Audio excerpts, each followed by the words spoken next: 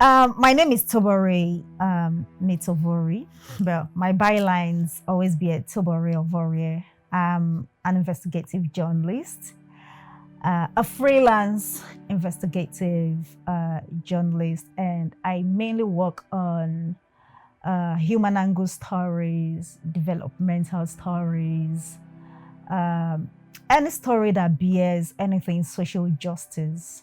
Yeah, that's what I really work on, as well as health and uncovering corruption. The investigation actually took place 2013. But I would say the foundation to the investigation actually happened before 2013. Some years back, while I was still an undergraduate, I had a very close friend, Ifweko, and suddenly she disappeared from school. Ifweko was this, I would not call her religious. You know, there's a difference between being religious and being a Christian itself. Ifweko was a Christian. And how I got to know through a very nasty experience, how I got to know about her disappearance, the reason behind the disappearance was quite nasty, but that's by the way side. But I finally got to know that she was taken away to Italy for sex work. And it was a rude shock for me because Ifweko was not that type of person. You know, she was this type of person that when I would go visit her, we saw almost on a daily basis. So the shock really hit me because if she was actually traveling and she knew she was traveling, she would have told me. You know, when two persons are so close, bread and butter. She was the type that when I would go see her where she was living, she would tell me, she would ask me, what Bible passage did you read today? How long did you pray? Everything about her was about the spiritual angle to living. And I still recall, this is several years down the line, I still recall her always telling me, oh girl, you can't suffer. Let me say the way she would tell me then. She used to tell me, you know, if you suffer this kind of suffer where you suffer here on earth, then you can't die, go up. You can't go to suffer another suffer again. So it's best you just suffer this one here and you enjoy up there. So start working towards making heaven. That was something she always told me, and she was the one who led me to Christ. It's one thing for one to come from a Christian family, another thing for one to be led to Christ and have a relationship with Christ. She led me to Christ and was helping with the building of having a relationship with God. And all of a sudden she disappeared. Reason, sex work. There was just no correlation. I was shocked. I wouldn't say betrayed because I knew that no, Ifweko wouldn't do such. She wasn't that type. And much more later, I'm summarizing. So much more later, I got to hear from another schoolmate that Ifweko was back to the country. I was in Delta State. She was in Benin City. And as at that time, things were so rough for my family. Yeah, things were so rough for my family that I couldn't afford the transportation fare from Delta State to Benin to go look for her. I had to wait for my dad to, may his soul rest in peace. I had to wait for my dad to come see me in school and give me my month's, the pocket money for the month. So with that, I was able to go to Benin to go look for Ifweko. Unfortunately for me, by the time I eventually located their house, it was her grave that I met. I didn't meet her alive. So her disappearance, then the death, has haunted me for several years. I'd always wanted closure. I'd always wanted to fill in that gap. There is a missing gap. I'd always wanted to fill it, wanting to know why, what really happened. So when the opportunity came for me to embark on such investigation, let me set the record straight. That 2013, when Evelyn Grunick of Zam Chronicles reached out to me, I was then working at a different media house. So when she reached out to me that, see, I want you to interview 7 women about to be trafficked. Is this something you are open to doing? It was then I had to send a different proposal to her, because I'm not being derogatory with the words, but I did state the outcome of what you are asking for will be wishy-washy. She wanted 7 interviews, as in interviews of 7 women under 2 weeks about to be trafficked. That for me was not going to be a story or an interview that would transcend time.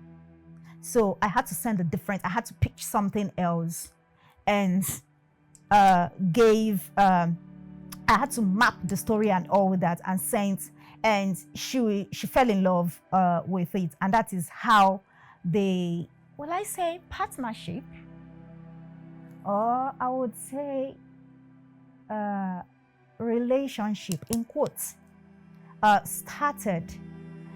And I knew to be able to get the actual story, there are certain things, there are certain kind of stories. You don't just go to somebody and ask the person questions, something on human trafficking, for instance. They will tell you what you should be told. Will I go and meet, for instance, a pimp and ask the person certain human trafficking questions? Will the person be honest with me? No. So it means I have to embed myself in the process.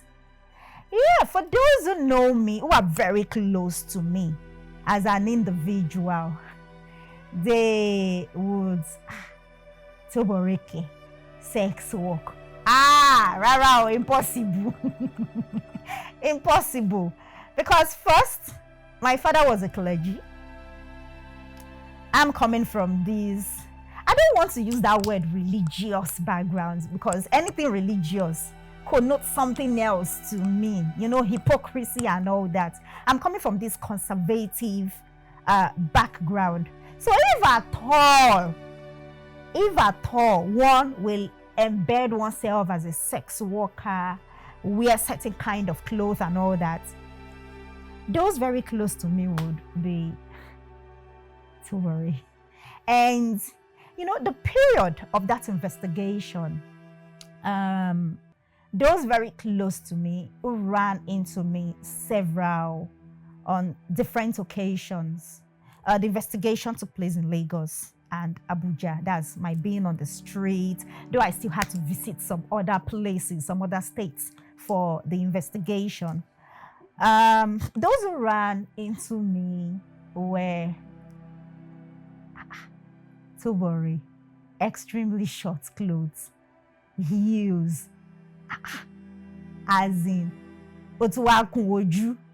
Hey, for those who don't understand, Otuwakuoju, as in now, you know, this type of loud, Sarawagba kind of makeup. And when they would, Tobore, as in, you just changed all of a sudden. I need to have been like, yeah. Yeah. There was no way I could tell them what I was. Yeah. Because first, they are not my editor. Even the person I was dating then didn't know, because he was not my editor. So I have no business telling him what I was up to. So I had to embed myself in the process to be able to win the trust of certain persons, get the behind story. It's not just hearing one person's narrative, no, to get all sides. I simply wanted to know the process. I needed to feel the investigation, yeah, professional, but to be honest with you, it was really personal for me. It was, to be honest, it was personal for me. I needed closure. I needed closure. And besides Ifweko, after Ifweko's demise, I still lost other persons. There was VA. I still lost other persons. So I had too much gaping holes in me that I needed to fill. So that investigation, yeah, on the surface, professional, but to be honest, it was personal for me. It was personal for me, to be honest, yeah. So that's why I got into that investigation. To be candid, there are several memories, and when I say several memories, numerous. Okay, let me state that which was published is only a minute part of my experiences. To be honest, it's not even up to 2% of my experiences. And I deliberately didn't put everything out because I ran into certain, I uncovered certain things that led me to not release everything I had uncovered. I had discovered during the course of the investigation. This is not the time for me to address those things that led me to not release everything about the investigation. However, there are numerous memories that I have been trying to let go of. I pushed them somewhere in me, and the reason is I'm really trying to move on. But to be honest, it's been difficult. Because for every time, let's say I get asked the question, or I remember the several close shave with death, I have flashbacks. As a result of the investigation, yeah, I slid into depression, hand anxiety, attacks, panic attacks. Then there's post-traumatic stress disorder, which subsequently led me to be dependent on medications. Yeah, I'm still in therapy. But before now, I had to be checked into a rehab in the US. Yeah. So, too many memories that I do struggle with. The close shave with death. I never expected to witness persons being killed was still in my presence. The worst I have seen of such is on movies, even while watching movies and such occur. It used to leave this sad taste in my mouth. How much more it's happening in real life in my presence. I still recall vividly that a voodoo doctor, that's a native doctor, Yorubas call them Babalawo, was brought in by Mama Caro. And the guy was checking for, in quotes, stars of everyone. They referred to us as products. As far as you're concerned, we're not human beings, we're products to be shipped out of the country. And I learned that the reason for that is there are several, they've had this repeated occurrence that, see, some young ladies, even young men, no matter what, they don't get customers. No matter how fine they are. And, okay, let me put it the way Mama C said it. So their head for trafficking, as in for sex work, does not have oil at all. Their head no get oil. So before they further pour in money on that which will yield them nothing tangible, they have to start checking stars. And I was one of the persons who was set aside. And I still recall the native doctor was particular about me. That, see, this one, he was saying it in Yoruba, so let me just say it in English. I recall him telling Mama C that, you see this one will bring you trouble. Nothing good will come out of this one. It is trouble. That wherever you got this one from, ibikibite bati gbe ọmọ yìí, ẹ dá padà síbẹ̀. Tó bá jẹ́ pé ojú ọ̀nà ni, ẹ dá padà síbẹ̀. That's wherever you picked this particular one from. Take her back. If it is on the road, that is her spot. Go and locate it and put her back there. She should carry her own and be going. That was what the native doctor told Mama Caro. But she felt, okay, not just felt, she said she had put in so much already. I don't know what she meant by she had invested so much into me. Because when we got there, we slept on bare ground. They wanted to kill us with hunger.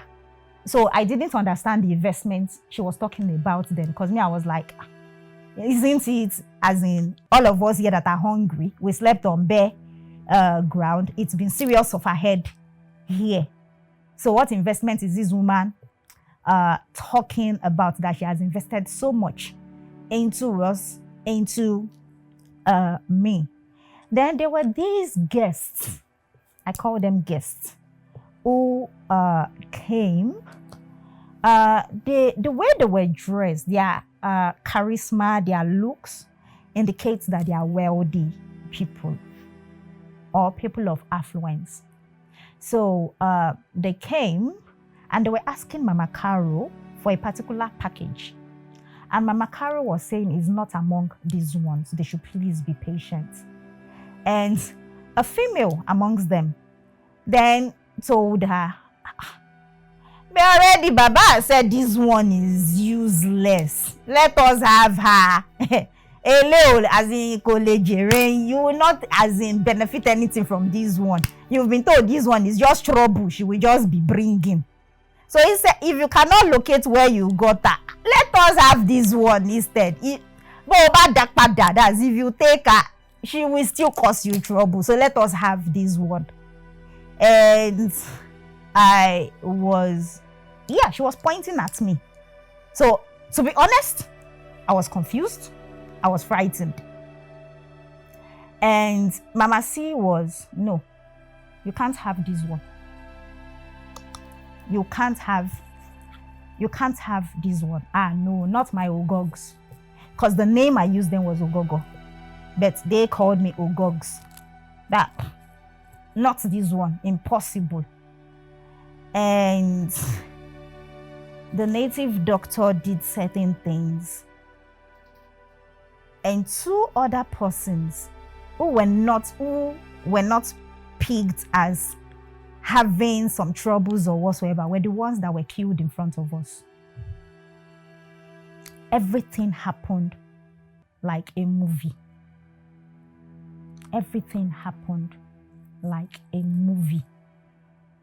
And I still recall we were screaming. We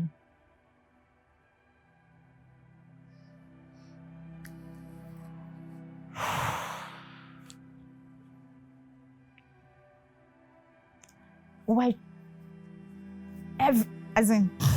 we're screaming,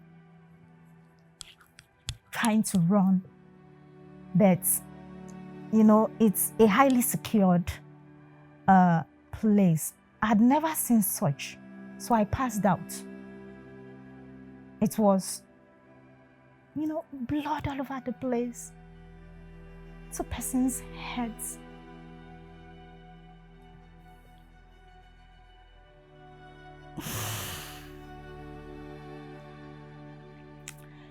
Two persons' heads chopped off. Blood all over the place. We're screaming. I had the blood, you know, when it happened, the blood splashed even on me. I passed out.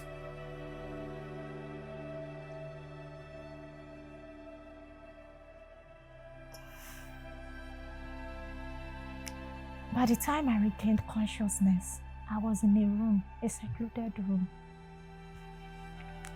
I would say that was where the real trouble started for me with Mama Carol. The beating, the wanting to know what is protecting me, who is protecting me.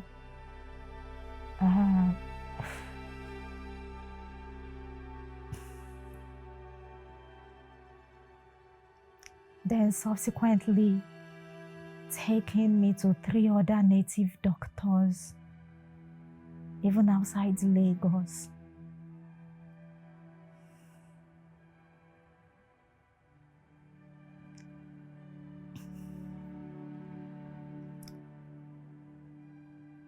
There's some other stuff that I still don't have the courage to talk about.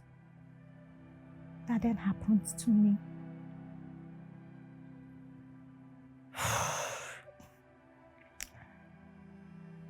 I will not say that my surviving all those close shaves was as a result of my strength, no. So when people tell me, oh, Tobore, you are brave, I look at them and wonder, what are these people talking about? No. It wasn't me. I would just say it was just God watching out for me. Yeah, I did have several close shaves. Yeah. And I'm trying to move on. But the truth is, are these memories I can forget?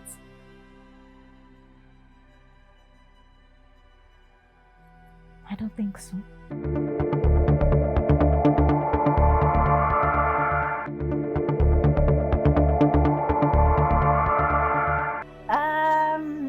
The question you asked that Oloture is, what's the English again? Closely resembles.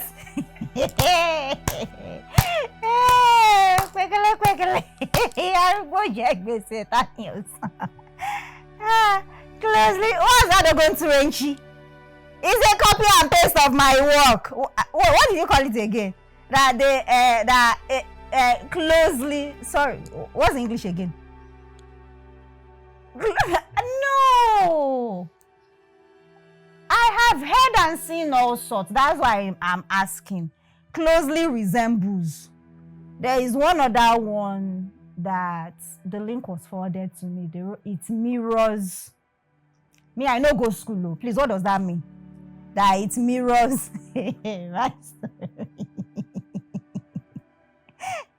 Whether mirror, whether closely resembles. What other English again?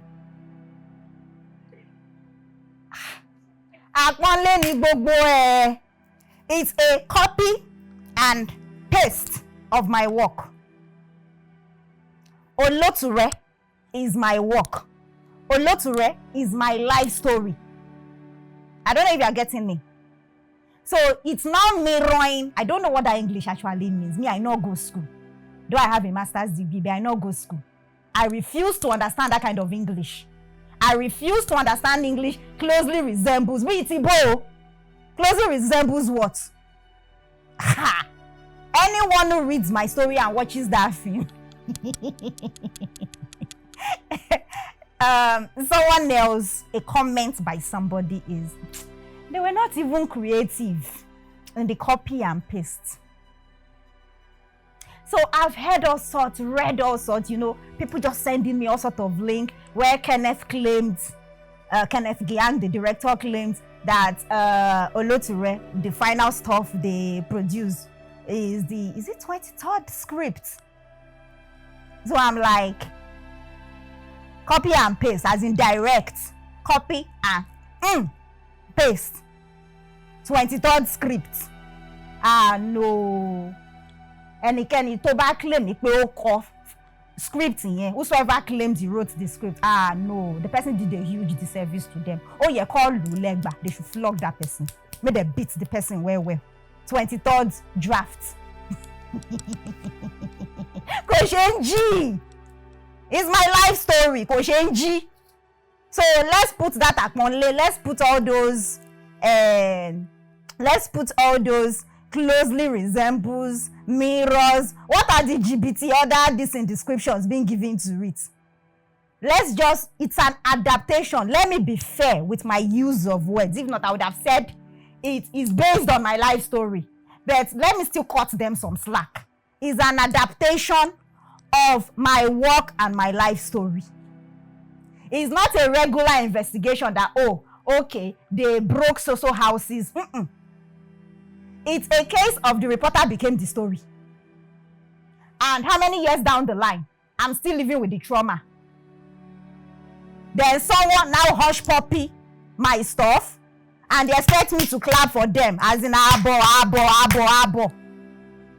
Ah, no, it's not possible now. It's not possible. It's not possible. Then they constantly put their name again, saying, I then conceived the story. Sure, even when I did alive. Akporido sister, put that thing aside. Oloture does not closely resemble my work. It's a copy and paste of my work. Yes, so I have seen the movie. I have seen the movie.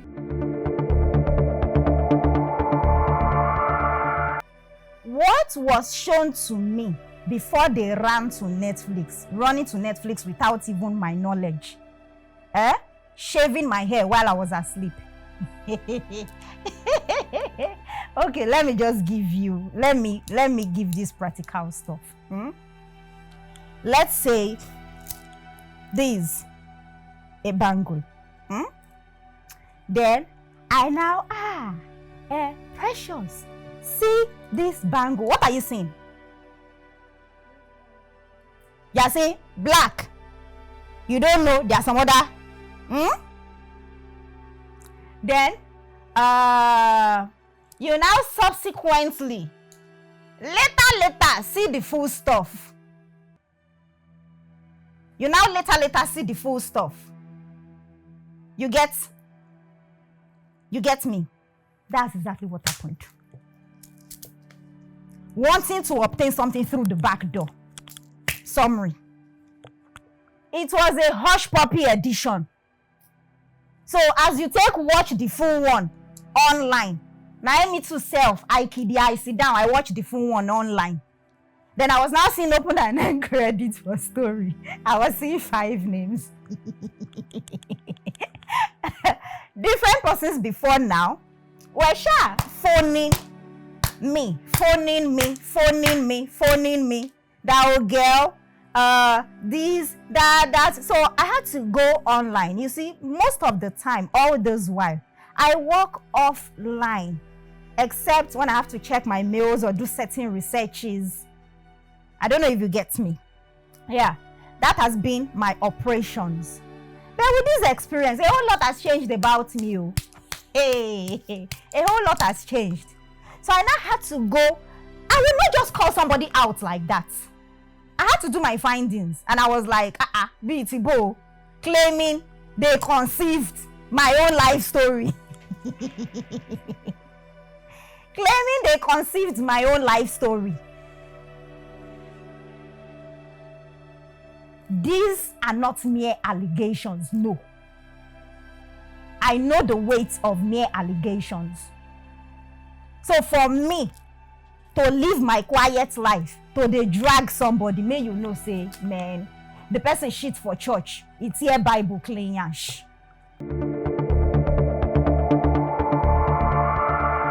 My sister, like I already said, when one is passing backyard to break into a house, that's the summary of this whole thing.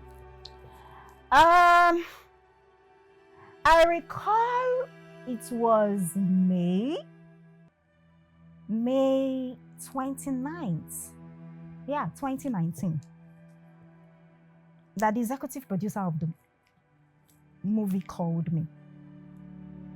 At that time, I didn't even know they had even done screening of the film, May 27th. How moral is that? How professional is that? They make a film of my life story without first getting in touch with me to seek my permission first. How proper is that? How ethical is that?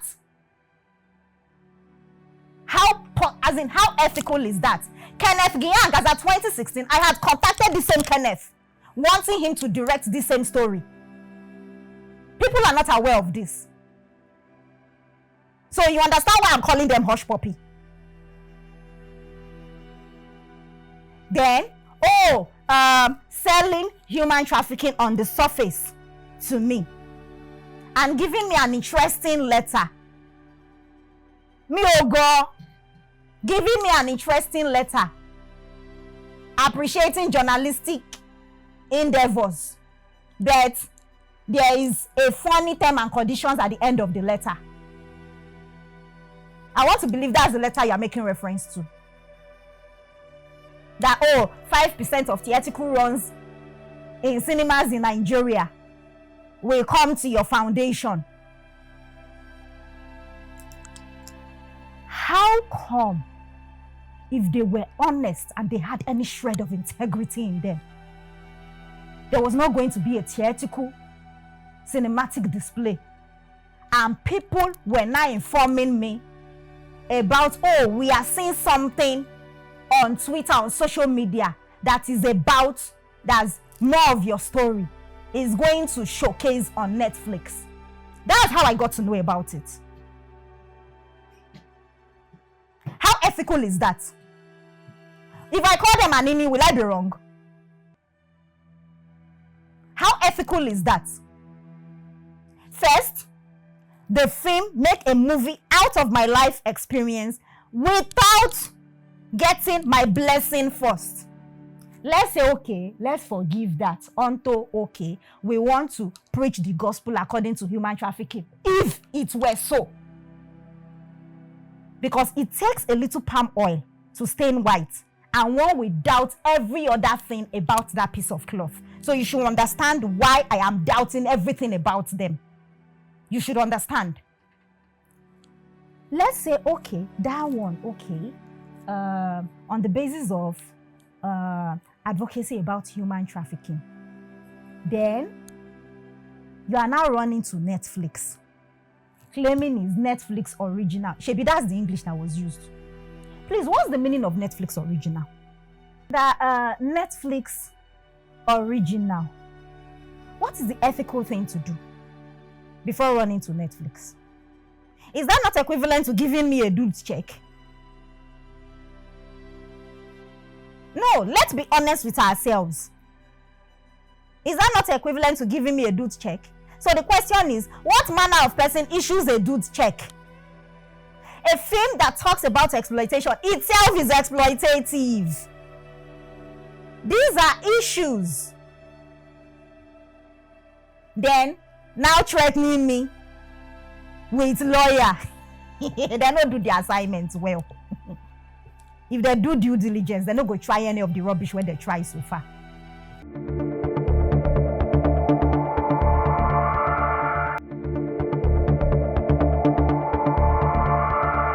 The more you look, the less you see.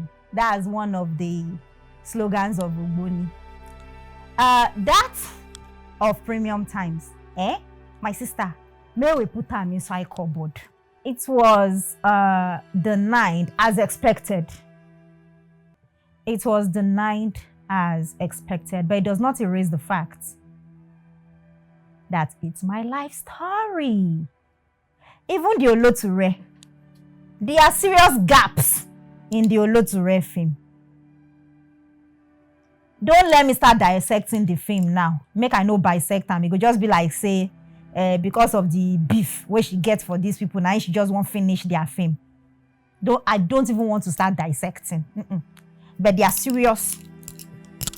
And the reason for those gaps is because they didn't do the right thing. If they had done the right thing by reaching out to me first, they would have been able to fill those gaps. They would have been able to fill those gaps. Let me see what example I can give.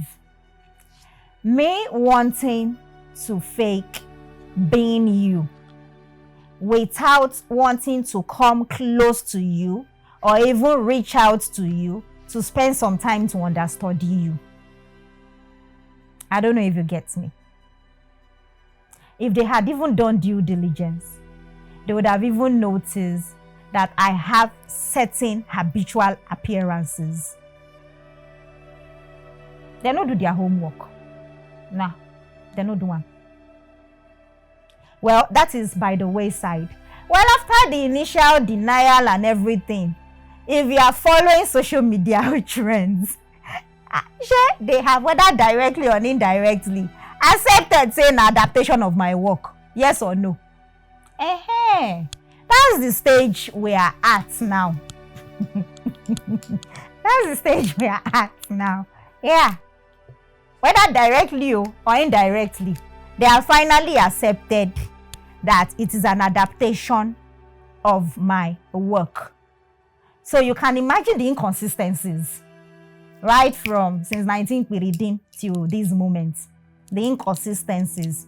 Oh, so persons conceived the story idea. Next thing, oh, this one, that one, igba, awo. Then, the deniers know, is a mirror. What was that English again? Closely resembles the story, whatsoever LGBT, grammar, this, that. We have arrived at least a major domot. Now they adapt my work. And it was unethically done.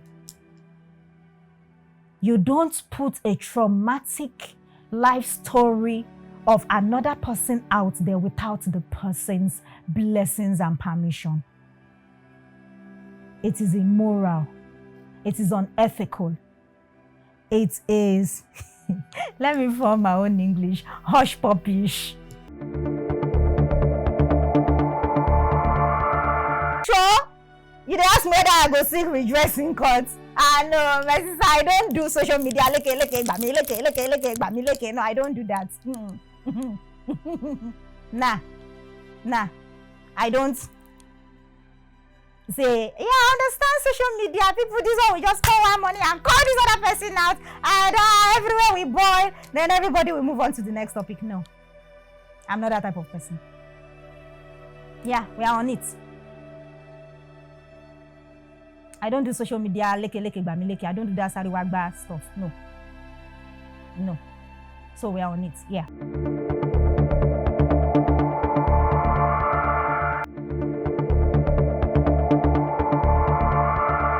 I feel terrible. I still feel terrible. I felt terrible, and I still feel terrible. You know, the flashbacks of all the nauseating, traumatizing experiences. Then somebody called the Colobian. They lie shamelessly all over the place. how they conceive them. Whether Nigeria Gabriel release the idea to them, I don't know, and I'm not interested. As in, my life story. Then,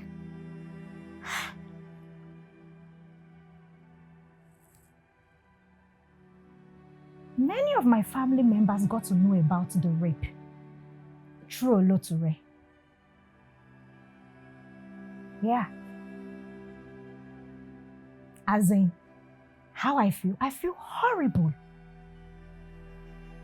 That people who have sisters, who have daughters, who have even grandkids will sit down and produce such traumatizing piece, which actually happens to somebody without the person's blessings and express permission. Then still work on, they fight the person, they threaten the person. I feel terrible about it. Remembering the rapes and all that. If I had actually been killed in the process, all of us go there here, they fight over Oloture, they pull shirts all over Oloture. Would they have still conceived such an idea if I had been killed in the process? Let's be honest with ourselves. Would they? The landing in hospital. I actually manage asthma. And in the course of the investigation, I landed in the hospital, had to be nebulized, had to undergo oxygen. They had to give me oxygen and all that. And I still forged on with the investigation.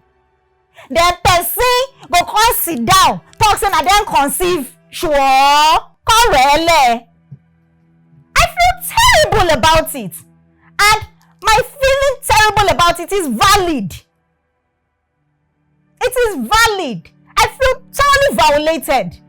First, the rape, that one a serious violation. Then so many other stuffs. Then fellow woman like me, in media like me, go come kidia, he sit down. Fellow woman like me, in the media like me. Ẹ mi lole, ẹ tún wá fẹ́ sọ fún mi bí màá ṣe sunkún. No, let's be honest with ourselves. My anger is valid. My feeling terrible is valid. Let's turn the table around. That it happens or this is happening to any woman in their life, such as their daughters, their sisters. We dare clap for such a media house. We dare clap for the movie makers. What they cannot take, why are they dishing it out to another person? Then later we'll start hearing, oh, women helping women, women being there for other women. No be man do me this thing, no. May we put Kenneth on aside. That one tells me something offline. Meanwhile, online, a different thing they do. So they even block me all over the place. Let's put his own aside.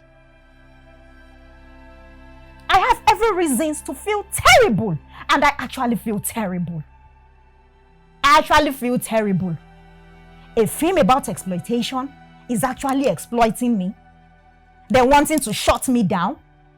And no, I can't be silenced.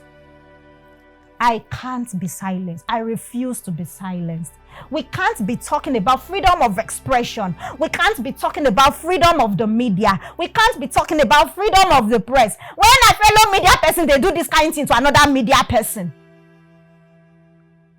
For a traumatizing, as in experiences that I've not come out from, I'm still in therapy, still struggling with quite a whole lot, because all of us wear clothes, we put wig for heads, does not mean everything is okay for everyone. No. Then, such traumatizing experiences, that's not the type of thing you pick and you make into a movie. You walk through the process. So, it brings us back to the initial question or statement I had made. If they say, okay, the movie is about wanting to push the gospel according to human trafficking, with this type of background, will you want to believe that that is really the intention? Let's be honest with ourselves. So if I'm in doubt, can I be blamed? Can I?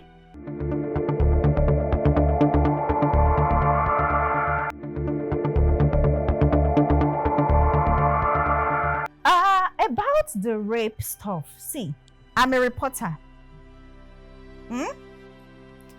That which I write, what we go out, I'm not the one that determines. You know that. It's like having even, let's say, 60 hours of rushes, but it is 2 minutes you want to put out. You know a whole lot. Yeah, that is on one hand. Then 2014, I was not in the country to receive my award. That's Report Women category by the Oloture Center for Investigative Journalism. It was received on my behalf. And I'm aware when my citation, because other journalists started contacting me. I was not in the country then, I was in the US. I was in therapy in the US. But I recall different journalists now, for those who had my email, sending messages that, when they were reading your citation, it was stated that you were raped in the course of that. How, girl? Jesus, we were shocked. As in, how? Only for the following year, Oloture Center for Investigative Journalism Award, I was around. I came to support some of my colleagues. And I recall a former colleague that we had worked at National Mirror newspaper. Then called me aside. He said, Tobore, there was something. I'm still trying to struggle with it. Is it true? I knew what he was referring to. And I simply smiled and I walked away. Then, before this particular experience, I think it was 2015, at Witwatersrand University, Joburg. During one of the sessions I was facilitating, that's on investigative journalism. It was even my own fellow Nigerian journalist, though, as in Ojoko Kale. He spread leg inside class. And when he raised hand and I looked, okay, fellow Nigerian, let me answer his question. And the next thing, this guy opened his mouth, Yagada, and asked me in front of all the Igwe Madus from different countries. He was, during the course of the investigation, were you raped? Yeah, a fellow Nigerian journalist asked me such a question. In front of all the Igwe Madus from different, as in, I could see everybody's, I was facing the class. I could see everyone's reaction. That, what? What kind of question is this? I looked at the guy for some seconds. I regained balance. That was when I told him I'm not answering this question, and I pointed to somebody else. Yeah, there's evidence to this. So it's not a hidden, no, it's an open secret. The rape is an open secret. And it explains why there are serious holes in the movie. If they had done the right thing, those holes will not be there. And this is what I had equally told Kenneth Gyang when we spoke. I said, if you people had done the right thing, all those holes, you don't go there inside the film. When I don't want to do the right thing. And he kept telling me he was a hired... He kept telling me he was a hired director. Man, not the deal. They only hired me. The script was already ready. Me, I just came and I shot. I directed just the script that was given to me. The script that was given to me. So you understand when I say inconsistencies? Then I'm now reading how his glancing interview that is the 23rd draft that they finally produced.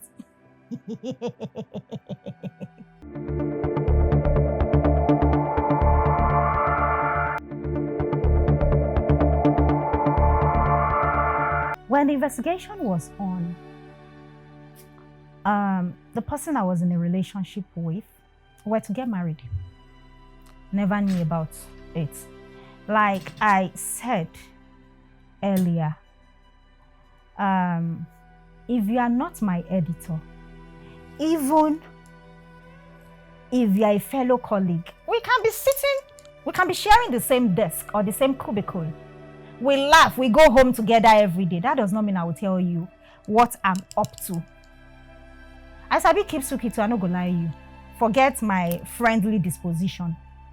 So yeah, we were seeing when I could afford the luxury of time, but he never knew what was up. No, he never knew. And he finally ran into some sort of information towards the final lap.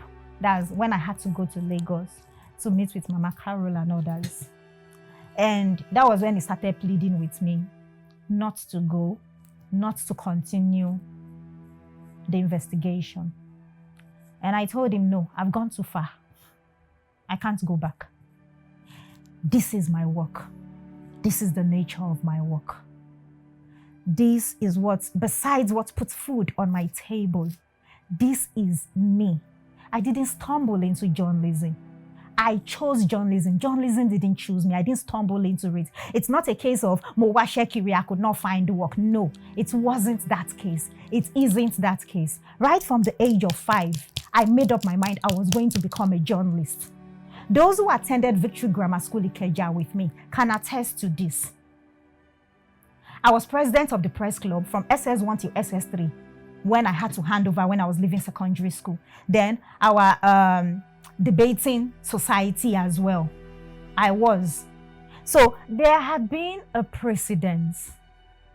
So I didn't stumble into journalism. I chose journalism, that this is what I want to do. Even when my family were, this job when they bring in money, but you keep working. Yeah. So he telling me not to move further was not even something to be discussed as far as I was concerned. And even as of now, it's still something never to be discussed. I didn't listen. I went for the final lap. And yeah. Okay, part of the reasons he was telling me, in fairness to him, part of the reasons he gave that I should not continue was a whole lot of bad stuff can happen to you. Please don't go. In fairness to him, he told me that. And I was, no, I've gone too far to turn back. We have to see the end of this. It's like one saying there are evil spirits in a well during an investigation. You have to enter that well to confirm if there are truly evil spirits in the well. You can't just report that there are evil spirits in the well. How did you know there are evil spirits in the well? So, yeah, for me, I needed to see the end of it. And by the time I returned, yeah, we had a lot of issues. It finally led to the wedding not holding. Yeah. So you understand why I'm so, will I say pissed off or very unhappy? Whatsoever English you want to call it, with the makers of Oloture. It's not just a story. It's not just a story. It's a story that took too much from me. December 16, I clocked 40. Yeah. And, you know, at certain stage in therapy, I've been told to stay away from relationships. So I had my life pending, hanging. Stay away from relationships. Don't do this. Don't do that. So I was just watching my life pass me by. No. Don't go into a relationship where you can't think of getting married now. Because anything that will land you on the hospital bed again, we have to work towards preventing it. As a result of this story, yeah, my relationship capsized. Wedding could not hold. I lost quite a whole lot. I watched my life passing me by. oh, don't do this, don't. And you know what it means? Why you have to, you have to live your life. Oh, morning, this medication. Night, this medication. Even when there is no money, at some point, there are two of, I would say, colleagues who now became, one of them is a male, the other one a female, now became brother and sister to me. You know what it means when at some point, even when money no day, you just have to find, I have to find every means to get the money to buy my meds. Because without the medication, I can't sleep. So I lost quite a lot. Relationship gone. Health got into a mess. Finances at a point. Because, my therapist at a point now had to sit down with me and had to carve a roadmap for my finances. That was December 2017. That I want to see you spring as you start picking your pieces from 2018. You know what it means when you spend every of your savings to the last dime on therapy, on medication, on injections.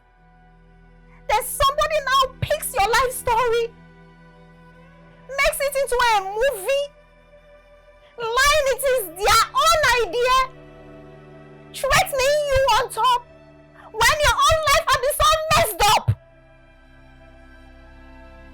I can't be silenced. I will continue talking. I can't be silenced. It's the grace of God that I'm picking the pieces together again. Yeah, people say I look so young, younger than 40. It does not change the fact that as a result of a story, everything got scattered.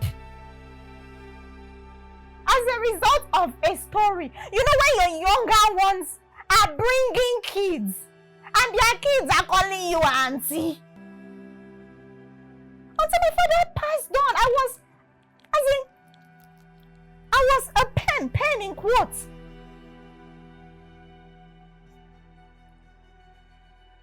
He worried about me. He would call just to confirm I've not broken down again.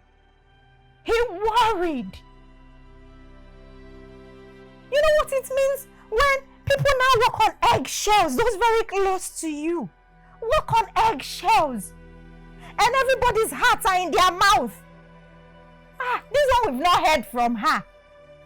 Hope she has not broken down.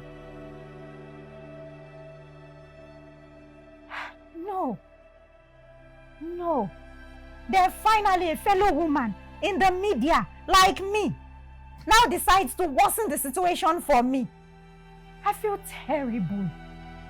A story that already took a whole lot from me. Then another person now come say, okay, make we even come Kukuma finish the whole process. No. It's a capital N-O. I say no. No is no.